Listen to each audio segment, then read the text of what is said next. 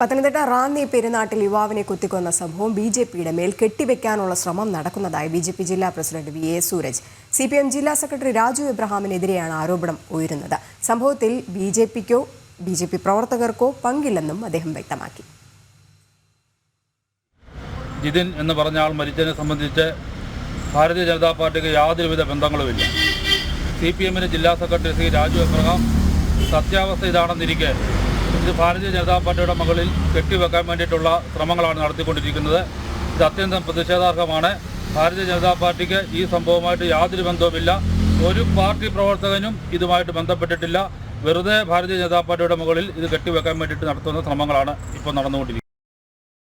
മിഥുൻ മുരളി ചേരുന്നുണ്ട്. മിഥുൻ, തങ്ങൾ പോലും അറിയാത്ത ഒരു സംഭവത്തെ തങ്ങളുടെ മേൽ കെട്ടിവെക്കുന്ന നിലപാട് എപ്പോഴും ഉള്ളത് തന്നെയാണ് സിപിഎമ്മിന്. അത് തന്നെയാണ് ഈ ഒരു കേസിലും നടത്തിക്കൊണ്ടിരിക്കുന്നത്. രജനി, അങ്ങനെ തന്നെയാണ്. കൊലപാതകം നടന്ന തൊട്ട് പിന്നാലെ തന്നെ സിപിഎം ജില്ലാ സെക്രട്ടറി രാജു എബ്രഹാം പറഞ്ഞത് ഈ സംഭവത്തിന് പിന്നിൽ ബിജെപി പ്രവർത്തകരാണ്.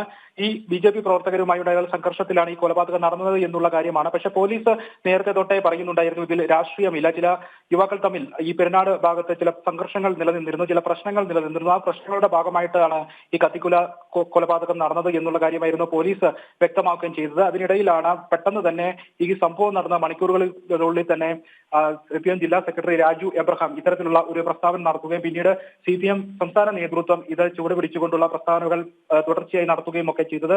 സംസ്ഥാന അധ്യക്ഷൻ ഉൾപ്പെടെ ഇത്തരത്തിൽ ഇത് രാഷ്ട്രീയ കൊലപാതകമാണ് എന്ന് വരുത്തി തീർക്കുവാനുള്ള സിപിഎം സംസ്ഥാന സെക്രട്ടറി എം വി ഗോവിന്ദൻ ഉൾപ്പെടെ ഇത്തരത്തിലുള്ള ശ്രമങ്ങൾ നടത്തുകയും ചെയ്തിരുന്നു. എന്നാൽ ഈ കൊലപാതകവുമായി ബന്ധപ്പെട്ട് യാതൊരു ബന്ധവും ബിജെപിക്ക് ഇല്ല.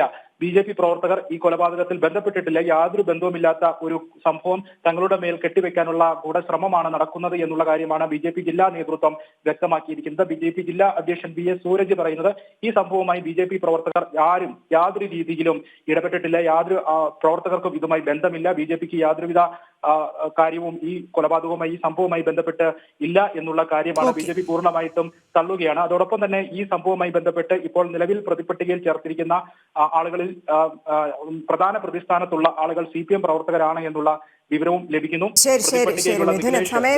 സമയക്കുറവ് കൊണ്ട് ഇടപെടുകയാണ്. കാരണം പോലീസ് തന്നെ പറഞ്ഞിട്ടുണ്ട് ഇതൊരു രാഷ്ട്രീയ കൊലപാതകമല്ല എന്ന്. എന്നിട്ട് പോലും സിപിഎം സംസ്ഥാന സെക്രട്ടറി അടക്കം മനഃപൂർവ്വം ഇത് ബിജെപിയുടെ തലയിൽ കെട്ടിവെക്കാനാണ് ശ്രമിക്കുന്നത്. ഒപ്പം വരും മണിക്കൂറുകൾ ഞങ്ങൾ പ്രധാനമായിട്ട് പുറത്തുവിടുന്ന ഒരു വാർത്ത കൂടിയുണ്ട്. ജിതിനെ കൊലപ്പെടുത്തിയ പ്രതികളിൽ ഒരാൾ സുമിത്ത് ഡിവൈഎഫ്ഐ പ്രവർത്തകനാണെന്നുള്ള കാര്യം.